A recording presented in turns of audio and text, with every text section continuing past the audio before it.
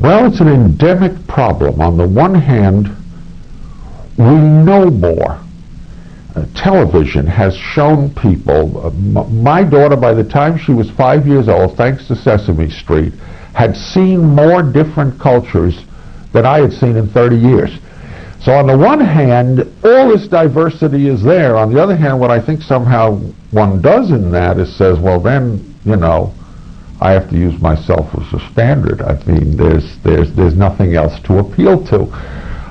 So whatever I am, I mean, you see it on the hot button cases.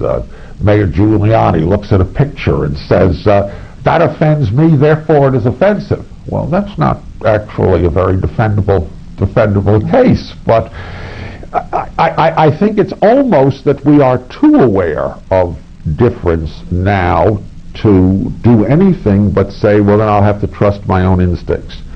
Now, what I think the process of education does is try to give you a middle ground on that one, to say, well, there are some concepts that we can agree on.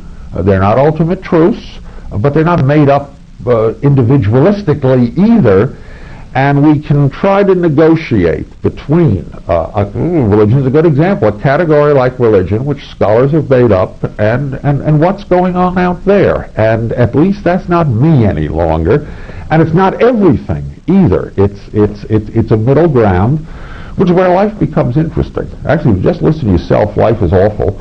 And if you just stand back and are just overwhelmed by the sheer variety of things, life is also pretty boring, because if everything is different, then in an odd way everything is actually the same, because it's all different. And so the job is to find something in between, which is sort of like, but sort of unlike, and how you play with those relationships are what I think makes things interesting, whether it's life or studying something.